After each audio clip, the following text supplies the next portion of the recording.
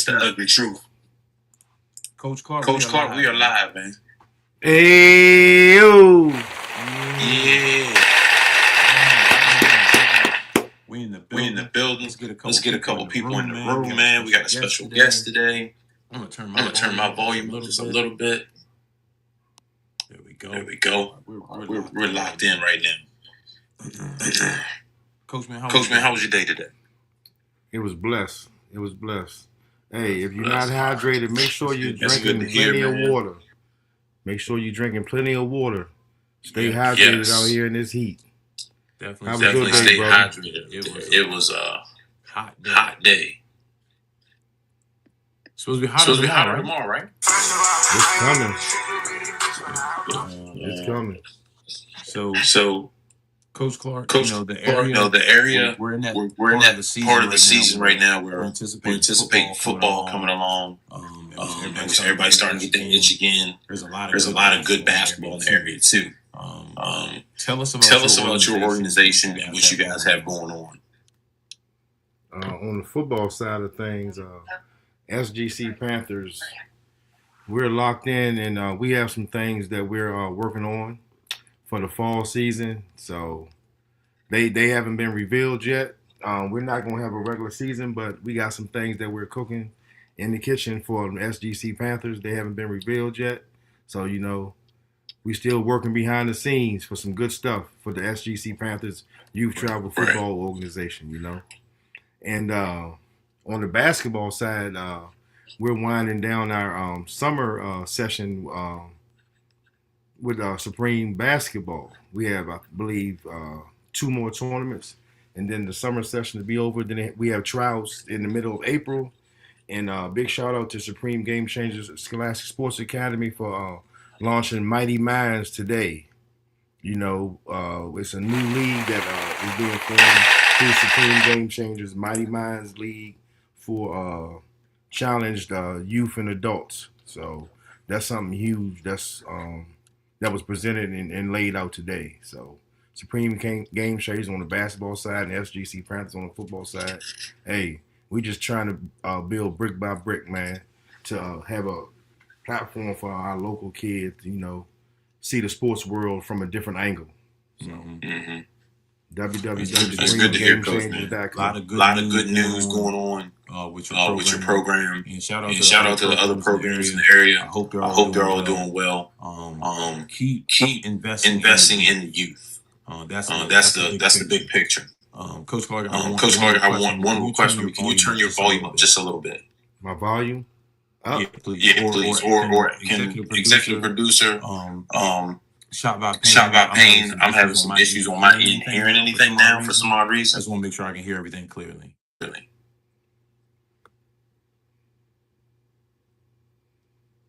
All right, let's do one more mic check. Can you hear me? Yeah, I can hear you, but it's real low. And I got mine up really loud right now. So I want to. All right, we're going to roll with it. All right, as long as you can hear me, I can hear you faintly, but I'll just scoot up to my camera just a little bit more. All right, we got a couple people in the room.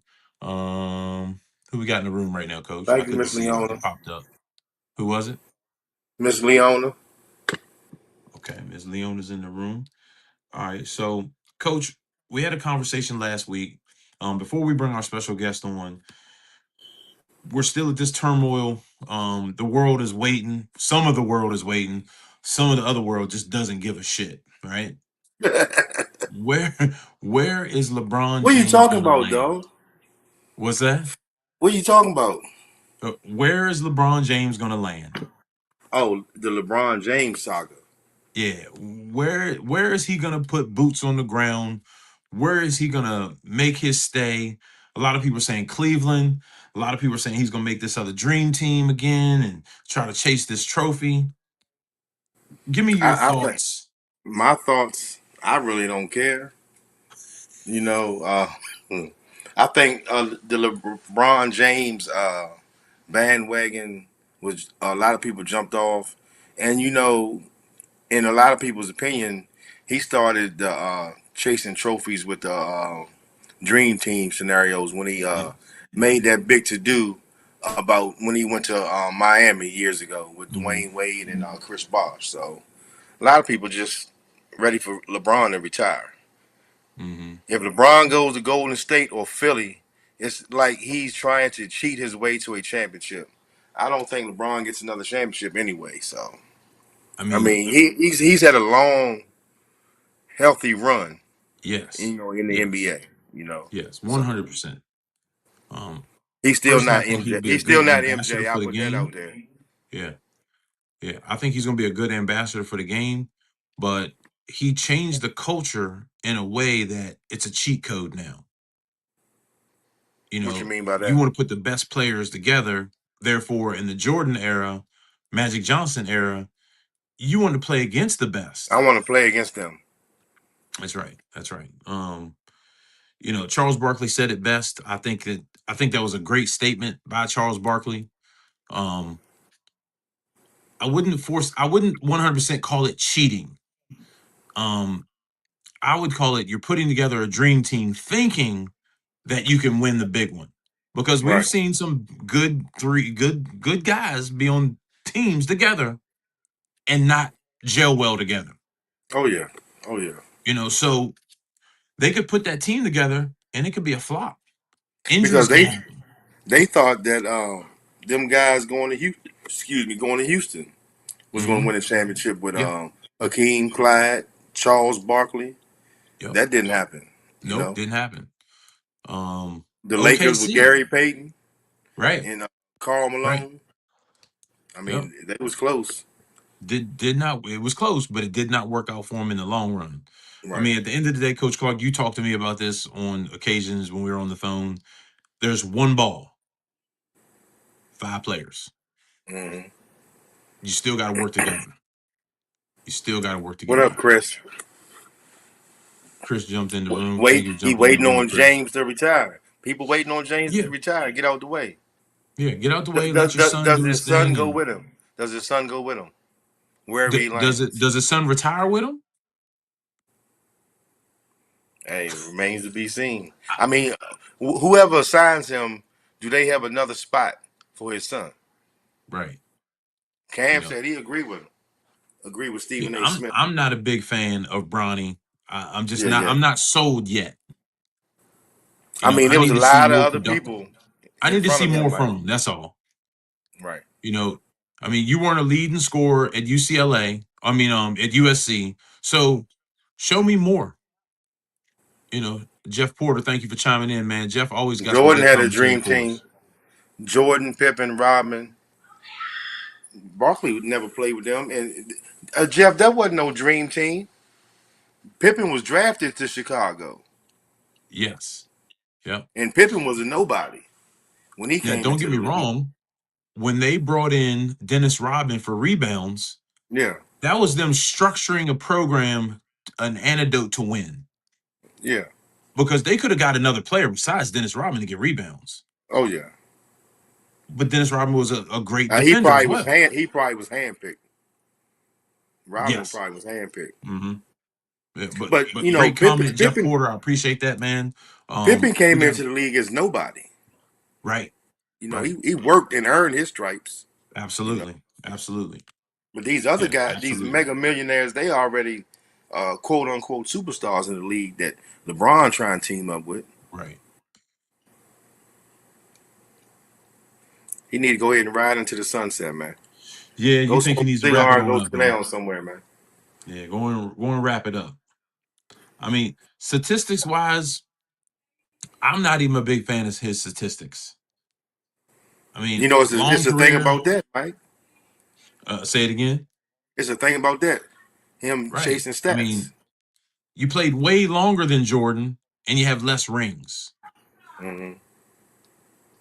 I can't put him in the GOAT category. I can't see Jeff. I can see.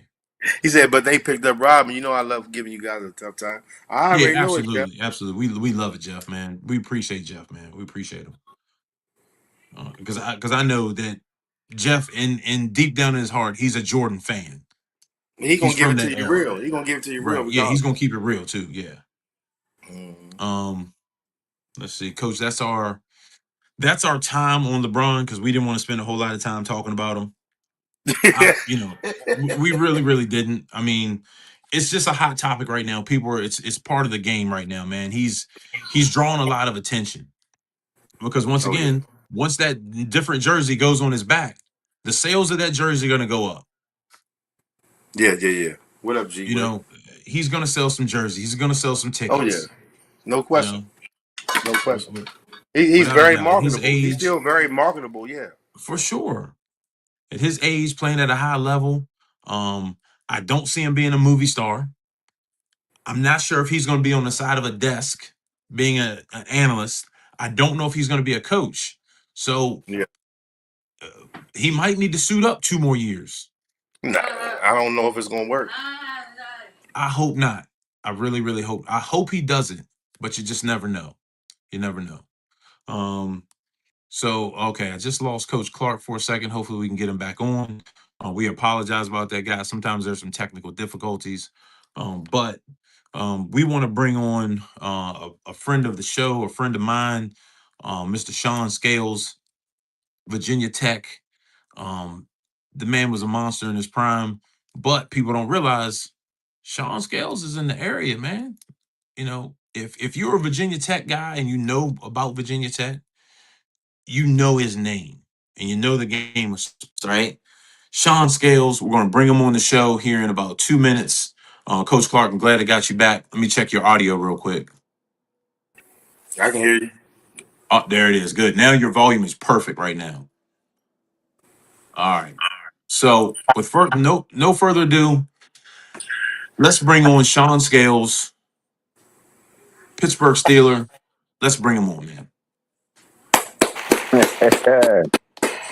What's up, Mr. Dolman? Hey, I appreciate you jumping on. Let me check your volume real quick. Talk real quick. Can you hear me?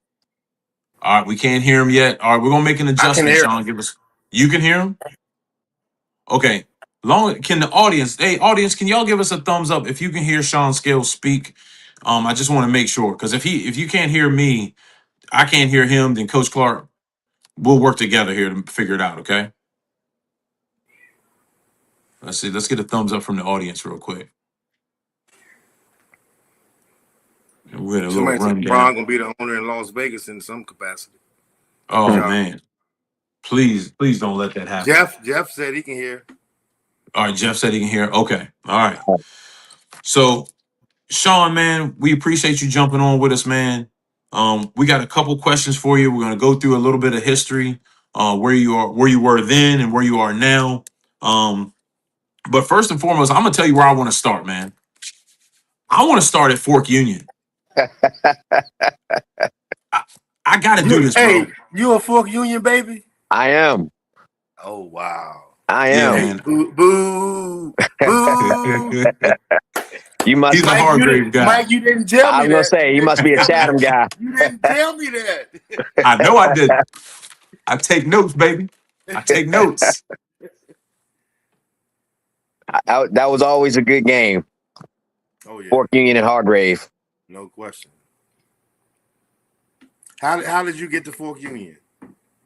Coming out of high school, I didn't qualify for the SATs. Academically, I was great, but I'm not a test taker. So they thought the best route to go would be to go to Fork Union. But I had already been down there for like a sports camp. Okay. So it was a logical next step. Gotcha. What year was you at Fork Union? 92, 93. Wait a minute. Oh yeah. What year was it? Minute. Yeah, 92, what year 93. was it? Wait a minute. Yeah, I was that receiver that was catching a lot of balls against y'all. Oh yeah. Oh yeah. Oh, wait a minute. Down at y'all's place, and all those scouts were all over the place. Oh yeah. We was there at the same time then. Yes, sir. Mike, yes, you sir. knew all. Mike, you. I knew all that. I knew all of it, bro. I've been researching for the last week, bro. I knew it. Hey, you know, Coach Schumann said that it would probably take us 5 years to be able to compete with y'all, because we was only in our second year for post grad. Oh, Yeah. He said I didn't know that. it would take us probably 5 years to be able to compete on the same level with Fork Union. Oh, well, you know. He turned away probably 5 or 6 of us. I was one. Oh, And they okay. didn't accept. Yeah. Oh yeah. Yeah, Schumann runs a good program down there, man. Yeah. Yeah. Now, with that being said, make sure that he's not talking. I'm talking at the same time because I can't hear him, Coach. Okay. Okay. Just You so good. You good. You good. Okay. All right. So let's go back to Woodbridge High School. Okay. All right. Let's take it back to that era, right? And you're trying to figure it out. And I know there were some hardships going on, and you were figuring it all out. Take us back to that high school, and then making that transition over to Fork Union and trying to figure it all out. Well, the transition, honestly, Mike, wasn't hard because I spent most of my high school years living alone. So I was already in that mindset of being away from people. You know what I mean? So that my senior or my junior and senior year, I lived with Breon Dunlap. I stayed with them those 2 years.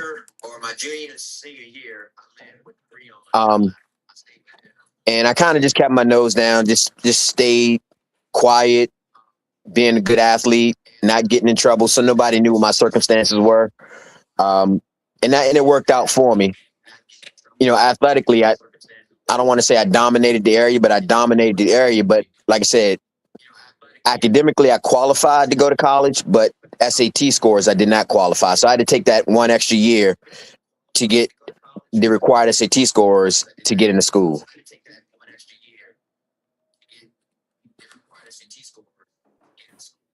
But it was a journey because there was a lot of lessons being learned. Being in high school and then going to Fork Union, yeah.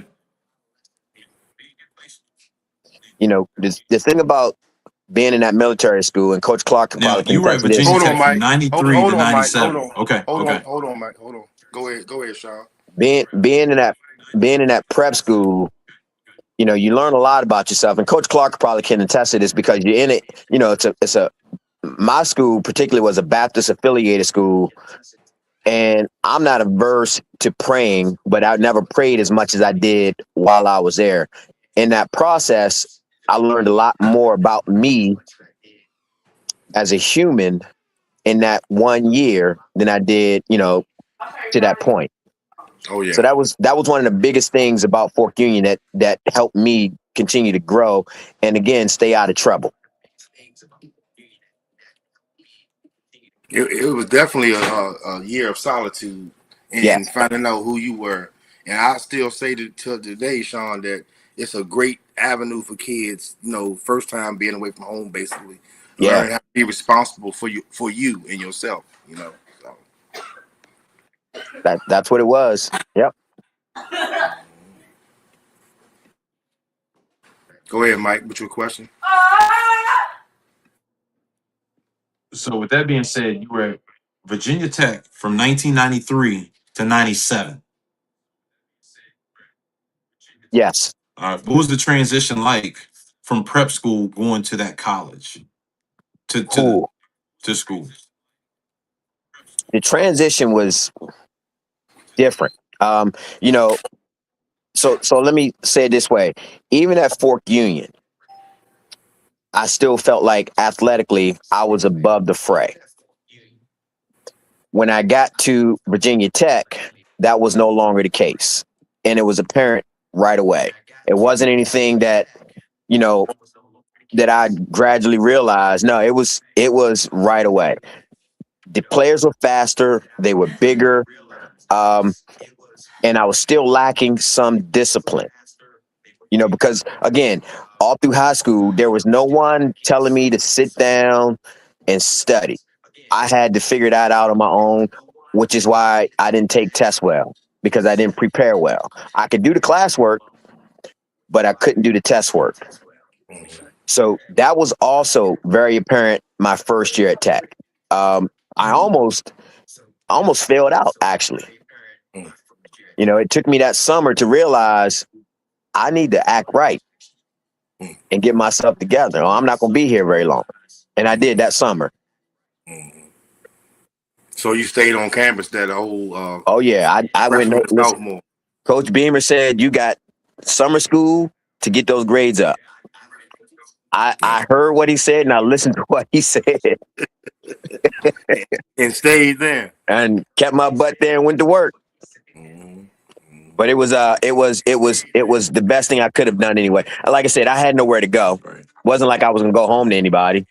So there was no point to me going home. So I stayed at Tech. Gotcha.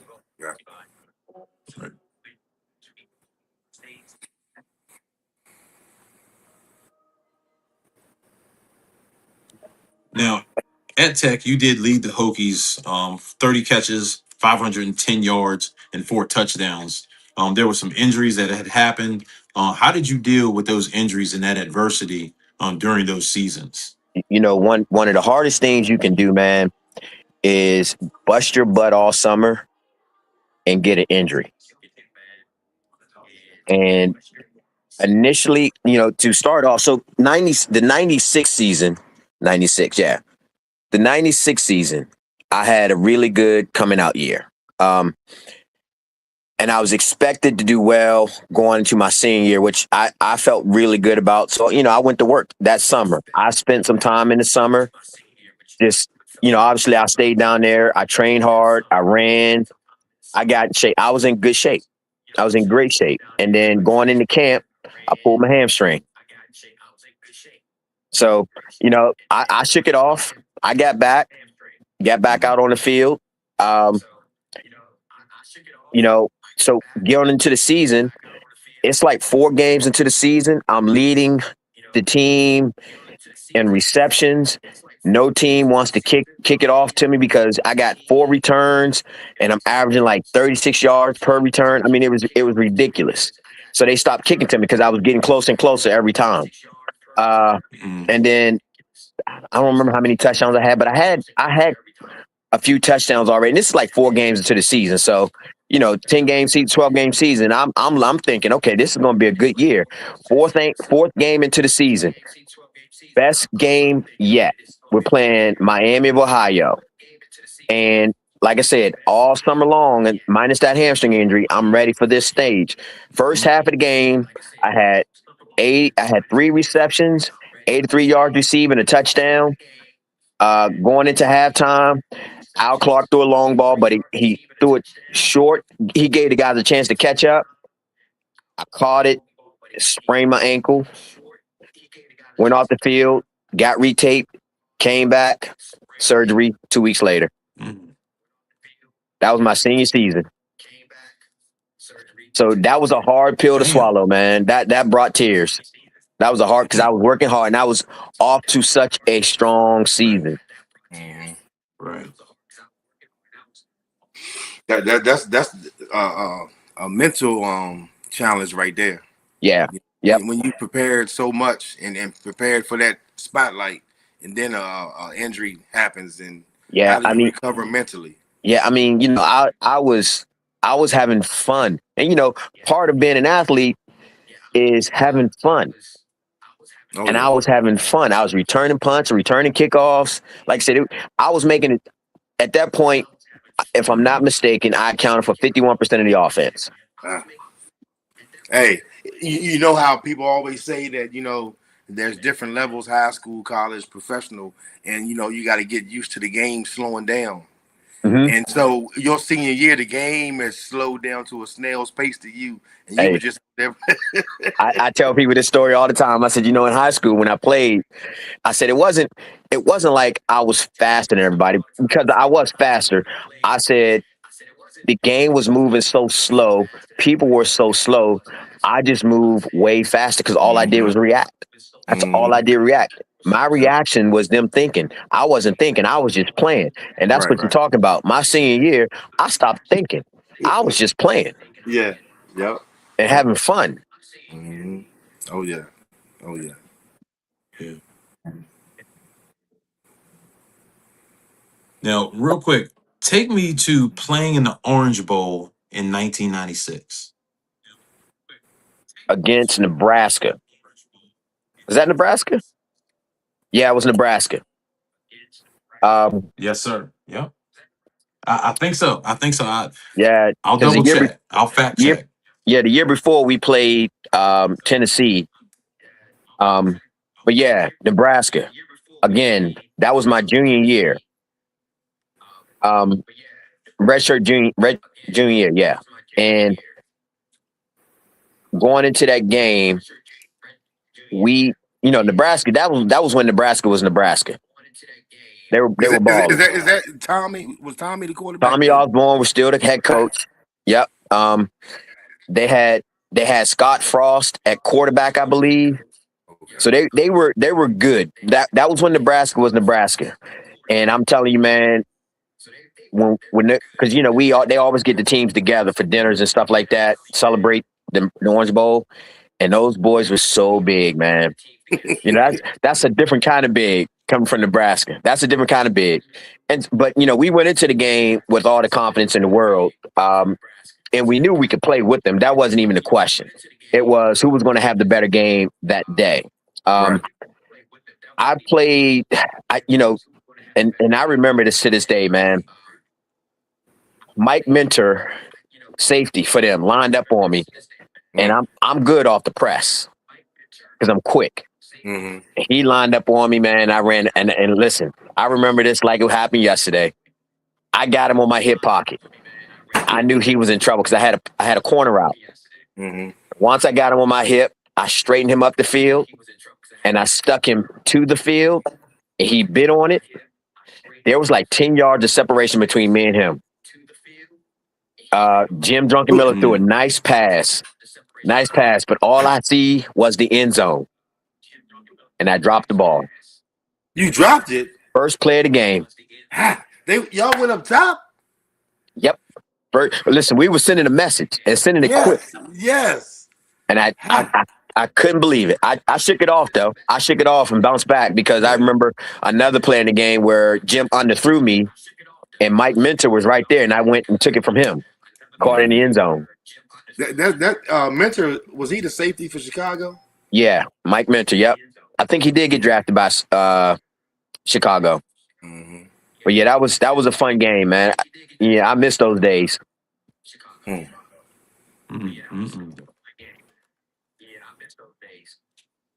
Yeah, but it's one of those things where we got a guy in our area that has played on the big stage.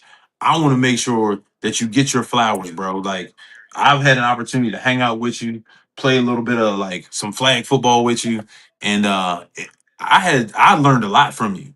And it wasn't a big long amount of time, but it was just understanding how sharp you were about the game of football. Mm-hmm. The thing about that, Mike, is I learned so much. I learned more football when I played with the 49ers. So when I went to camp with them, at that time, it's going to be hard to make that team. And I'm going to tell you why here in a second. Because Steve Young was still playing. Jerry Rice was number 1. Terrell Owens was number 2. Mm-hmm. And J.J. Stokes was number 3. Damn. So it's hard. You ain't cracking that lineup. Mm-hmm. But and you really, the lessons weren't learned watching Terrell Owens and JJ. Right. The lessons was learned watching Jerry Rice. Now, you watch him play or watch him practice, and you realize Jerry Rice is not very fast. But He wasn't that fast? No, but he's so smart and he's so quick in his routes. Mm-hmm. So, like we were saying, where people are thinking, he's just reacting. And so his 4.5 is like 4.4 because he's reacting. Right. There is no second guessing. If you second guess, you done. You beat. But you learn that. You learn that from him. And you realize the more you know about the game, the easier the game is to play. Mm-hmm. And back then, in a time where the DBs can jack you up, now the DBs can't even touch you. Right. But back then, they could jack you up. So, you have to be precise with your route running and understand what the defense is really forcing you to do. And you learn that real quick, and it makes everything else seems easy. Right. Knowing the hidden details of the game. Mm-hmm. Yep. And I was fortunate to have a good college coach who taught us how to read the defenses. Just being under Jerry Rice allowed me to see it at that level. Okay. Gotcha.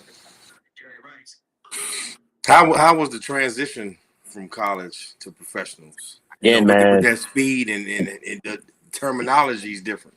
Yeah, the terminology is definitely different. The play calling is very wordy. Um, but not only that, you have to worry about getting your head knocked off because they could do that back then. Mm-hmm. So you're processing all of this information while worried about getting your head knocked off. That was my downfall. I should have let that go and let them knock my head off. And just played. I tell people all the time, I said, it wasn't that I couldn't play at that level. That was not the issue. Because I absolutely played at that level. It's just I couldn't make the transition to think, or I kept thinking too much instead of just playing. I needed another year in that offense or in Pittsburgh's offense. And I never got any time in Pittsburgh's offense. Because, I went there, I got cut by San Francisco, went to Pittsburgh, and then, went to camp with Pittsburgh, but I missed camp and they just had me on the practice squad. But then after the year was over, they allocated me to NFL Europe. So, while those guys were back learning the offense, I'm in Europe playing. So I never got a chance to learn their offense. Right. You're doing a whole nother system. Yes. Europe. Yep. Mm-hmm. Right. How's the speed and physicality of the game over there? In Europe? Yeah. Oh, yeah, they were just pros, more pros. Yeah, so the way Europe works, you have to have some international guys on the team, but majority of the teams are NFL players. Gotcha. Some are trying to get back into the game. Some need more experience. I was one of the ones they wanted to get more experience, but that's why Pittsburgh allocated me over there. Yeah, so the speed was the same, the size were the same. I would say the play probably was definitely a step down from the NFL level, sort of like what you get in the UFL right now. But again, it was a good transition. Be a good transition from college to that, then to the pros for anyone who needs that. Oh yeah. And so that the Europe was like the G League in basketball. Yeah. Yep. And like you said, still professional football players. So you better keep your head on a swivel. Yep, because everybody there has college playing experience and or pro experience. So you had to be ready to go. Oh yeah. Right. Now, take us real quick to the 1999 World Bowl, Frankfurt Galaxy. I mean, you guys won the chip. Do you still have the memorabilia? I mean, where are we at with that? Do we have the ring? Yeah, you know what, Mike? I have no idea where that ring is, man. Only thing, even with my college stuff, I lost a lot of that stuff, man. Just because, again, I was never stationary. I was moving all the time. I never have anywhere to put anything down, so I lost a lot of stuff in translation. And you know what? It's just stuff. I'm not stressing over it. But that 99 World Bowl, man, to go over there and win a championship your first time over there. And let me just tell you, them Europeans, they love American football. Them fools will be out there partying 4 hours before game time. And I don't mean like half. I'm talking about 40,000 people. Wow. They will be jammed. Listen, they loved it. And for that game, that was a great game. I remember that game. That it was fun. That was a really good time. And plus to be, coming from where I'm coming from, having that opportunity to go play in Europe, knowing I would never have that opportunity in my life, thinking I would ever coming from where I come from, and then to get that opportunity to go over there for 3 months and play a game, live for free, and enjoy Europe. Oh, absolutely. Yeah, so I'm very grateful. And then to win that championship too. It was all, like I say, it was a good time in my life. And I really, I enjoyed all of that. All of it. That's an experience in itself. Like you say, being in Europe and then being able to play the game you love. So that's the icing on the cake. And you think about, and I say to people all the time, coming up the way I came up, nowhere where I would have ever thought that I end up in Europe at some point in my life, unless I'm in the military. Wow. You know, and there I am, living the life. Mhm. The game of football took you there. Yep. Oh yeah. Yes. Oh, yeah. I appreciate That's the game of special, man. football. Yeah. That's special. I want to go back to yeah. I want to go back to Virginia Tech for a second. Playing in front of Virginia Tech, because the area we live in, Winchester, Stephen City, Virginia Tech is like huge for this area. hmm The fact that you played there, I mean, puts a price tag on your head, man. As a special guy for this area. I like the fact that I know you. I want to get you out here a little bit more, doing some camps. Take us to where you are now. Are you still teaching the game? Are you teaching just fitness? What's going on? So I made some transitions, Mike. You know, I still am able to teach the game. I coach high school here in West Virginia and kind of got like a bad taste in my mouth. And it's not to say that I wouldn't coach again, because I doubt that I would ever go back into coaching. I like the training aspect of football. I like working with athletes that way. I feel like I can be more impactful that way because I have a true passion for fitness. As you know, I've done it for so long. It's been, it's one of the things that kept me away from, the streets. Mhm. I love fitness. So, I really enjoy fitness. So that being said, I still work as a personal trainer. And I do a couple of things. I work with Planet Fitness. I'm their fitness instructor, the one here in Hagerstown. I've done that for 2 years. I was there back in 2015 and 2017. Then I transitioned to being fitness director for One Life here in Hagerstown. Went back there, but then I started, and I've always in that time I've always worked with athletes, so that's never stopped happening. And then I went back to Planet Fitness, and then I got an opportunity to work with recovering addicts. As you know, I come from a family of, addiction. So, I went through that. So that was, and I've had people help me along the way. So this was one of the ways I could get back, not knowing that I was going to enjoy it as much as I'm doing it. So I say that because I mentor and understand how to help them come out of recovery, come out of addiction, making fitness a bigger part of their recovery. What I've seen is how quickly they actually, are transitioning from addiction to recovery and are able to stay clean. So that's another thing that I do. That's one of the things I'm more proud of that I do, because I'm actually getting to witness people come from being a very low place in life to, being completely different people when they leave. I'm a part of that. And that's one thing that I'm proud of. I also do training for a men's home, who are guys that are already in recovery. They're sort of like a sober living house. I do training for that as well. I do some speed work for a baseball organization. And that's pretty much, that's the gamut of everything that I'm doing right now. You have a lot on your plate, and hey, keep doing what you're doing, brother. I do, man. It's fun though. I'm having fun still. Life is good. Yes, sir. Yes, sir.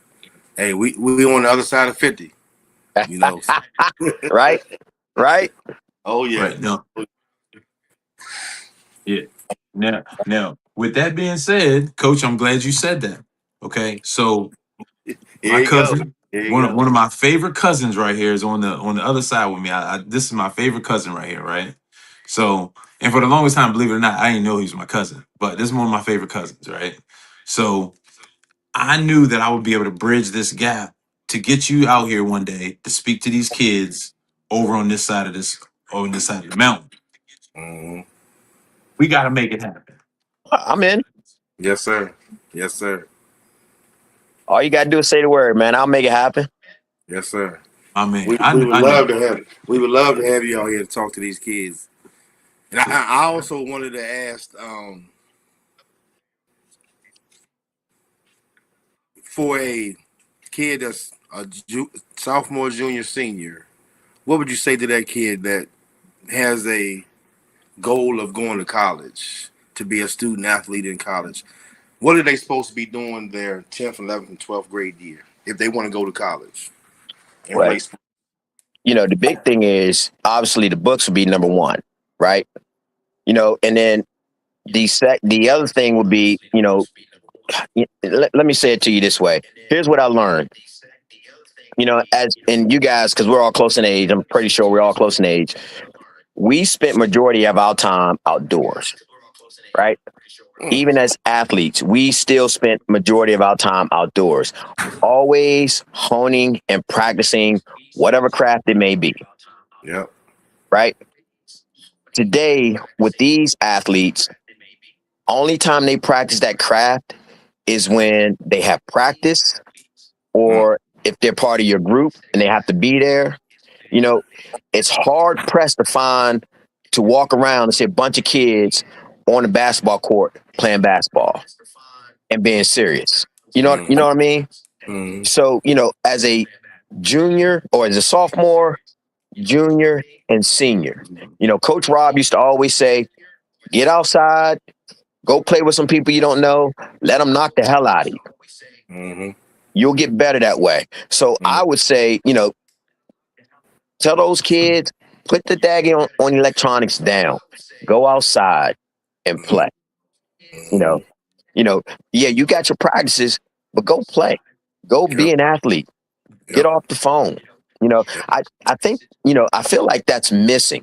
One of the things, I'll say this too, that I learned working with recovering addicts is the mental state of their minds, and a lot of it is all of us.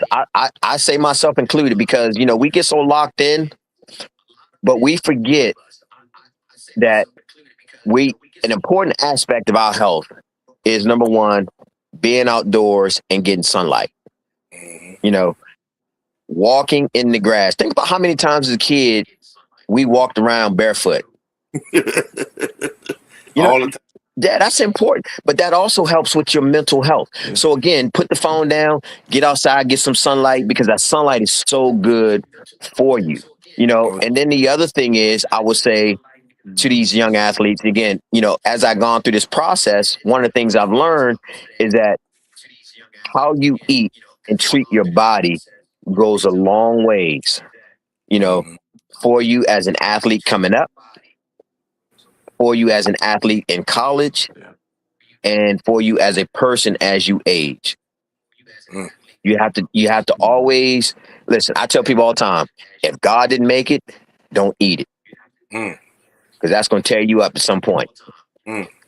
So that's what I feel like our athletes, our young students, our young minds, if they started to eat cleaner, we probably wouldn't have as much mental health issues as we have now. Wow.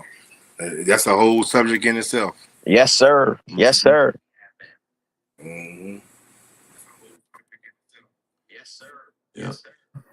Now, with that being said, before we let you go, we like to ask one question of our guest. Give me your Mount Rushmore of football and basketball. My Mount Rushmore in terms of teams, players. What are we talking about here? Individual players. Individual players. I'm a wide receiver, so Jerry Rice is my guy. Individual players. Yep, Jerry Rice is my guy. He's my number one. And then my number two is always going to be T.O. I like Randy Moss, but I'm a T.O. guy all the way through. Basketball, listen, I heard y'all talking about it. I'm an MJ guy. Okay. I'm an MJ guy. Listen. I'm sorry. You can't compare him to anybody else in that game. Is that all you needed, Mike? That's right. Yeah. I like Mount LeBron. Rushmore has 4. All right, I got you here. Well, you said individual player. All right. So, all right, I'm going to give you my 5 football players. I got T.O., Jared Rice. All right. I'm a Steve Young fan. I am a Charles Woodson fan. You know, because we played against. I'm a Champ Bailey fan. Those are my guys right there. Yep. You had And- you had and to I'm play against them dogs. And I'm a Dion fan. Oh, I played against them all. Ah. Yep. Prime And then time. basketball, MJ, Scotty, Magic, Bird, Kareem. They some powerful lists right there.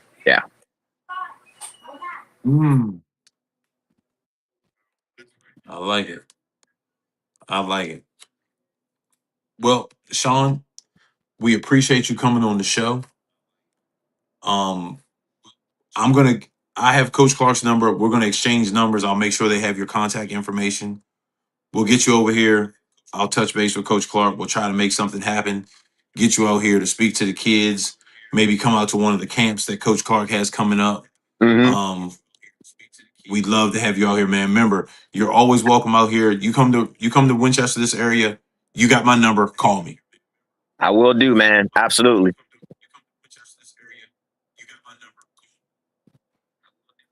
We appreciate you taking some time to sit down with us, Sean.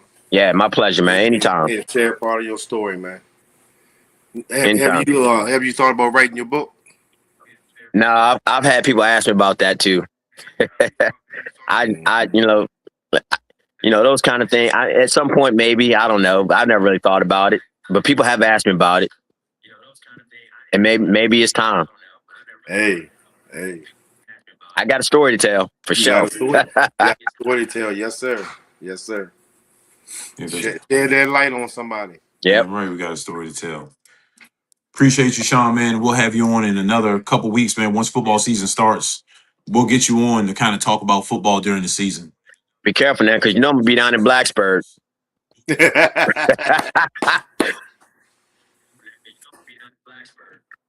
What would you predict the Hokies do this year? I'm gonna say we're gonna be 8-4. 8-4? Yep. But you know, honestly, I was down there for the spring game, and I like what I saw. You know, and just remember that was only 3 weeks of practice. Right. So we talking about month and a half of work. I like it. I like where we're headed. Hey, you know that running back. Well, he's in the running back room. Little Overton, Jeff. Overton. Yeah. I played with I played with Daryl in semi-pro. Okay. Yep. And I knew Jeff because I coached against Jeff. I didn't coach against Daryl, but I coached against Jeff. Okay. When he was a player for Hilton. Is he back healthy? Is little Jeff healthy? Because I know he messed his leg up last year. I'm pretty sure because they got him number 2 on the depth chart. Gotcha. So yeah, I'm pretty sure he's good. Hey, Sean, when we started our own travel organization out here in Winchester Wolfpack in 2017. Okay. And PME, the Overton boys brung PME out here and baptized us our first game, 49-0 on a running clock, and little Jeff was the running back. Woo. Hey, that fool came from some jeans, man. Yes, sir. Yeah, because them Overtons can play. Hey, so anybody on here that's a Virginia Tech fan or watch Virginia Tech football, look out for Jeff Overton Jr. Yeah. He's going to be one of the running backs for Virginia Tech. He's a special kid from Woodbridge, played for PME. Yeah, he's going to be nice. Yeah, he's going to be nice. Yes, sir. We appreciate you, Sean. All right, man. Yeah, my pleasure, man. Hey, go Hargrave, baby. A little late for that. hey, my nephew's going to play basketball at Fork Union this coming year. Oh, is that right?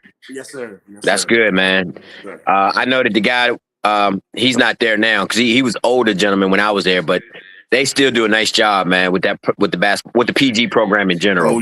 Oh yeah. I believe we have 4 kids from this area going to. That's good. Three going to Fork Union, and 1 going to Hargrave. And you know, an advocate, man, for that. And honestly, especially if it's a kid that's coming from, not so much discipline, sort of like myself. I mean, it's a great start. It is a great start because I went there. My grades were, I thought my grades were good in high school, but when I got there and was in that study situation, my grades went through the roof. Study hall every night. Yep. But the sad thing is I still didn't do well on the test. The grades kept going up, but the tests weren't. I mean, eventually I got enough to pass, but just some people aren't test takers, and I was one of them. Well, it was a basketball player there with you. He went to Virginia. Yeah. Dean. Harold Dean. Yep. Harold Dean. Yeah. I remember Harold. Listen, we were the same He height. should have been a football player. I was about to say we were the same height, but that brother had some shoulders on him. He didn't ever play football? No, not that I know of. He was a good basketball player, though. Yeah, he's a good basketball player. Mm-hmm. Oh yeah. But I'm an advocate for any kid going to the post grad route, man. Yeah, I think it's a great idea. That's a great idea. And especially when you think about it now, where these kids are coming out of high school and or getting these NIL deals, there should be a situation where they're being taught how to manage this money. Yes. And that could come by way of prep school or preparatory school or something. Something needs to happen. Because this is a lot of money these kids are coming into real quick.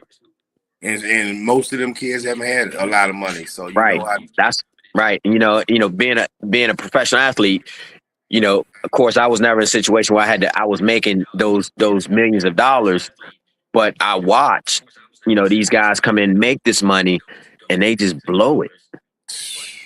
They just blow it. So, again, we lack that education. Yep. It wasn't that we didn't get that education. Being educated financially, man. Yep. That's big. Yeah. Oh yeah. Mike? Yeah, Sean, we're gonna have you back on, man. It's been a pleasure. I can't wait to have you on the next show. Once this college football opens up, once the NFL opens up, so we can get back on and break down some football games that are gonna be happening. I'm just a fan of the game of football. I don't have a team. Coach Clark, he is a Cowboys fan, and it's interesting to hear his perspective. Wait a minute, man. I'm a Hurricane too. Don't leave that out. And a Hurricanes fan. Yeah. I apologize. Had to add that in. So to get you back on and talk about the game, the sport, from a different perspective. I'll be coaching football over at Millbrook this year, so I'm gonna be a little busy. But we'd love to have you on like a Wednesday night show, looking at predictions for the upcoming Sunday of football. Okay, I'm in. Thank you, brother. Yeah, man, my pleasure. Yes, sir. Okay. Have a good one. Thank you, my guy. Appreciate you. Yeah, man.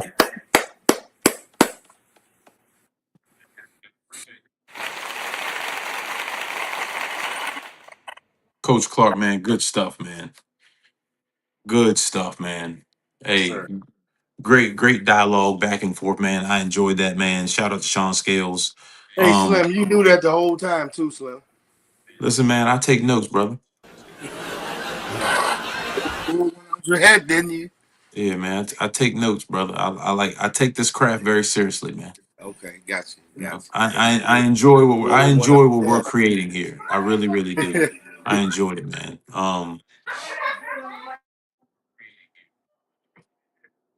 Now we want to get a couple more. Let's see who's in the room. That is an event. I just saw that online the other day. Today I saw that. Yeah, I saw that online today. I got to find out a little bit more information about it. Coach, do you have any information about it? No, that's the only thing I have as of right now. I know it's getting ready to start. Okay.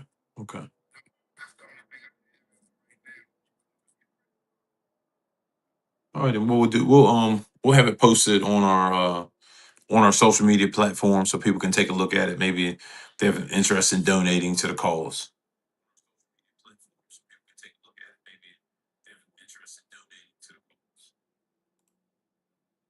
Let's see who's in the. Let's see. So there was a big fight over the weekend. We don't have a lot of time left, but there was a big fight over the weekend. For those at home that maybe watched it, Conor McGregor got back into the cage for a couple of seconds, and you know, listen, I'm going to be a little partial to it because if you don't like the results of what happened and you're disappointed by it, stop watching it.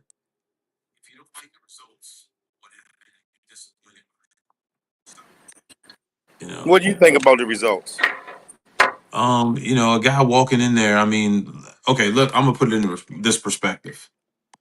I'm injured walking into a fight. I'm scheduled to make $30 million. I know that I have fans that I need to satisfy. I don't want to sell out for the almighty dollar. I think I might have scratched the fight and said, hey, people are paying to come see me fight. I'm not 100% healthy. Right. Let's find a replacement and let somebody else make this money. I'm So you think already rich. so you think he was being greedy? And it came back to bite him? Yeah, I think he came back to bite him. And at the same time, none of these guys walk into a fight healthy. Really? No, none of these guys are healthy, man. Boxers, soccer players that are in the World Cup, football players, man. They're never 100% healthy walking into a football game, a basketball game. There's something going on with their body. So, but it's you don't want to like Jordan used to say, man, I don't want to let down my fans. There's a kid out there that took his last dollar to come watch this fight. Maybe Conor McGregor had the same idea. I don't know, man. I just, me personally, I don't glorify these guys like maybe I did when I was younger. Right. Because I'm gonna post someone else's business in my small town before I post some bullshit that Conor McGregor said. Just saying. Because I'm never gonna meet him. I'm never gonna meet any of these NFL football players. Basketball players, NBA. Where I'm not gonna meet them. Now, if they're in town or something, and I can meet them, cool. But I'm not going out of my way to meet these guys. They're regular people just like you and me. Right. They got a special skill. Someone saw it. They got themselves to a certain point. Not jealous, not hating. Good luck. Good for them. But I just don't have it in me. Just don't have it in me. And think about how much money this man made. Man, that's money for a lifetime. Right. Now, I don't know what charities he owns or what he has out there, but I just don't think that much money should be granted to a human being for a set skill. That's crazy to me. How much money you think he deserved for 15 seconds? Hey, man, 30 mil. I don't know what the estimate. I can try to look it up. How much he made, but because all of it's public record. I mean, just like some of the NBA contracts. I mean, these guys are getting paid huge amounts of money, and then you go over to the WNBA, they're not making half of what they're making. They got to sign these huge endorsement deals. It's a lot of money, man. It's tough for me to watch. You got a regular guy like me. I drive a forklift. Getting paid $20 an hour. Ain't nobody lining up to watch me drive that forklift at night. Let me see you ride that forklift, Slim. Go ahead, man. Go ahead with that. Yeah, pay per view. I'm gonna take my phone out and do a live feed and see how many people chime in. 0. Ain't nobody gonna watch the game. No, ain't nobody gonna watch it. Hey, to go back real quick. You asked me for the more information about the Mines basketball league. Yes, sir. Reach out to Painless Performance and Trey Payne and Painless Performance. They have the information about the league that's getting ready to start. Okay. So reach out to Trey if anybody needs that information. Or Google Supreme Game Changers at www.supremegamechangers.com. and they will get you all the necessary information. Could you put that picture back up, please, executive producer? Trying to see if I can look out these lists Yeah. payout. Reach out to Painless Performance, Shot by Pain, Trey Payne, or www.supremegamechangers.com to get all the necessary information. And when you see this flyer, you can scan the QR code and register that way as well. It's a great thing that's taking place, and being formed for some great people that probably will love it, and it'll benefit everyone involved. So thank you in advance. Shenandoah Valley Baptist Church up on the hill, baby.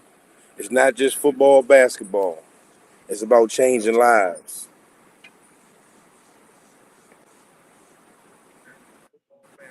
I don't know what's going on with my phone, my computer here. But you looking up the finances for The payout, yeah, the payout. But it's like, so like every news channel reported on it, and I'm trying to make sure that this is the right one. Right. Because there's a couple. Okay, so Conor McGregor, 32 million, but he was guaranteed 15 million. Max Holloway, 5 million. He was guaranteed 3 million. So it's so what did they give him for less than a minute of fighting? So he probably got a guarantee of 15 million. $200. They ain't have no clause in that contract. They might have a clause in that contract. But Dana White probably did. Money. Right.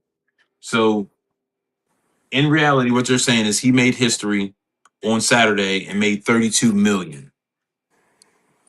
So I just feel like $32 million, man. Like, hold on. He could take $1 million, come to this area and get rid of our homeless issue. Think in theory, he could pay somebody's rent or somebody's mortgage for 1 year. And possibly get them groceries. Right. Easily. Right. You know, somebody that's not really out here struggling, boom, here you go. Yeah. You know, he could do that for 35, 40 people. Even if they gave him $100K. You know, I mean, I don't know.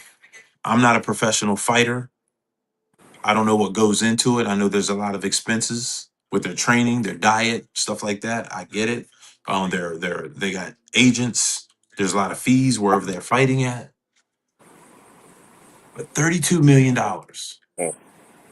I ain't never seen that much money. No. Have you? No. I don't know if I even want that kind of money because I don't want that kind of pressure. You know, that's a lot of pressure right there. 32 million. That's a lot of temptation. You know, it's a lot. I don't know if I want that, man. I don't. What would you be comfortable with? Honestly, cuz probably $1 million. You be comfortable with $1 million? Yeah, I'd be comfortable. I don't want to be greedy is the issue. Because I know what 32 million or 15 million or 20 million would probably do to my mindset. You know what I mean? Like, 15 million, I ain't shopping at Walmart no more. I'm gonna do something stupid. Where you shopping at? Walmart right now. No, I'm talking about with that 15 million. Gucci, Prada, some stuff that I ain't never had. Some people I don't even know. I'm gonna do something dumb. Yeah. I'm gonna do something dumb. Probably. Stuff that just don't make sense. Stuff Where that you getting your groceries at? I'm probably gonna buy me a farm. Somebody gonna have a farm or something. Okay. Well, hey, that's not a bad investment though. Right. That's not a bad investment. I'm gonna try to make some investments. You know what I'm saying? I'm gonna try to do something smart with the money, but with 32 million, I'm gonna make some bad decisions. With 15 million, you gonna buy a farm. With 32 million, you gonna hire a chef. Yeah, I'm probably once again bad decisions. I've been cooking on my own. Why do I need a chef? Yeah. You It'll be ready when you get home, though. That's right. You know what I'm saying? Do I need these guys got personal barbers. I read online the other day that they flew a barber in town for $50,000. That's a beautiful thing. Man, are That's a you beautiful thing. crazy? That's a beautiful thing. For one basketball game. How many heads did he cut? I think he cut 3. And you got to think about his tip. Each player probably gave him $1,000. Mm-hmm. Got to pay for his flight, everything. Who gave him 50,000? Man, I think it was I think it wasn't LeBron because he has his So- own barber. So one of the 3 gave him 50,000. Yeah. Mm-hmm. Yeah. Mm. And they got to pay for his flight, all that good stuff. Oh, they gave I him mean, more than 1,000. Man, for sure. For sure. For sure. But you know, the Conor McGregor thing, you know, and it's crazy. He gets 32 million. This guy, Max Holloway, who prepared for this fight and was ready, wasn't injured. Well, potentially was injured, gets 3 million. Mm-hmm. Come on. 3 mil? That's He's all happy. he gets? He's happy though. Yeah. How did Yeah. he get to the game? How did he get to the stadium? Probably Lamborghini. No, that guy, he rode a skateboard. I heard that. So you don't think he was happy with 3 million? Man, shoot, he's Shit. loving that 3 Hey, million. I would have had that skateboard under my arm going back. Shit. And rumor has it, 3 million, he got kicked one time. One time he got 3 million to kick. Didn't even break a sweat. Shit. You can kick me one time, give me 3 million. You can kick me twice. Yeah. But Man. yeah. It's just crazy, these payouts that these folks get, man. And you know, all respect to them. I think that they deserve the money. They put in the hard work and to get to that pinnacle of their career. Mhm. But I just hope that they're doing the right things with the money. They're donating. They have some charities. I know that Max Holloway probably has a charity wherever he's from. Conor McGregor came from some rough circumstances too, so I'm hoping they're doing the right things with the money. You know, Yeah. they made it to that pinnacle. You know, hats off to them. But that's just a lot of bread, bro. Oh yeah. No For question. 17 seconds of a No fight. question. You know what I mean? No That's like me going to work tonight and work for half an hour, and they pay me for a full night. Mm. Come Mm. on now. Come on now. All right, Coach. We're at that time. Sean Scales, man. Shout out to Sean, man. We're gonna have him back on. Good dialogue. We got some good shows coming up. We are working on, Coach. I'm gonna try to make that happen. I'm gonna We're try gonna to be make that. outside. We're gonna We be outside. outside. Yeah. We're gonna be outside. We're gonna be outside. Now, remember, we got George Whitmore's birthday picnic coming up too. August the 8th. August the So 8th. text me Yeah. early, August the 8th. And once again, man, we gotta shout out my man C. Russell, man. Happy birthday to C. Russell. Yes, sir. Big brother Yeah. C, happy born day to you. Yeah, happy born day, big brother C. We'll be back on next week. We will be posting. We got a big show coming up at the end of the month. The Coach's Corner.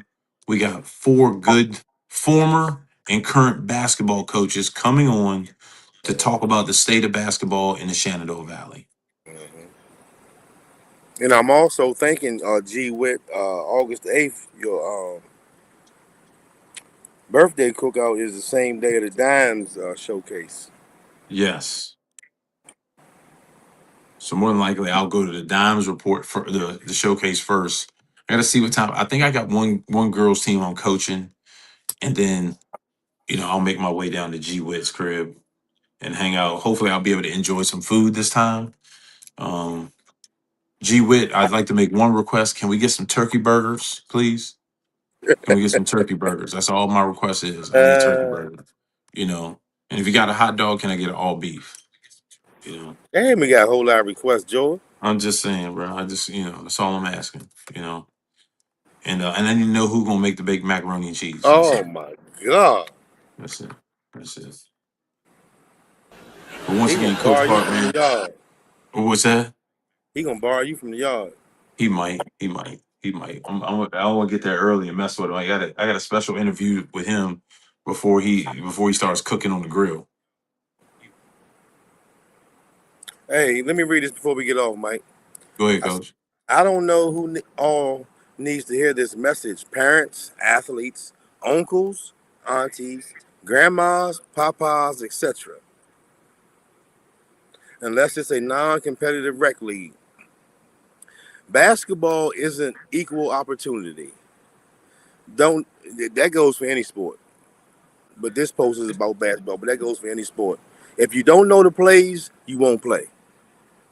You don't defend or talk on defense, you won't play. If you're a bad teammate or have bad body language, you won't play. End of the story. That's all I wanted to say. I can dig it, Coach. That's a great philosophy to have, Coach. Hey, don't know who needs to hear that, but you won't play. Somebody need to hear it. Yep. Pass it along if you heard it. Yep. It wasn't for you. And we will be back live again next week on StreamYard, Facebook Live.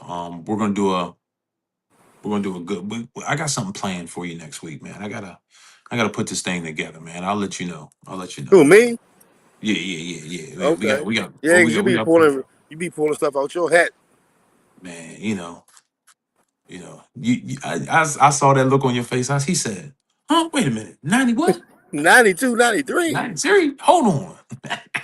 He said he was catching all them balls against us too. Hey, he was a bad man, bro. Hey, Grayson Masters put his foot in that ball at the end of the game. Is all I remember. He could play, man. Yeah. All right, Coach Clark. I need to clean up, get myself over to work, man. I appreciate you, man. Appreciate y'all for chiming in. Hey. Ugly Truth. Shot by Pain. Appreciate you, dog. Executive producer. We're gonna be out in the street. Peace.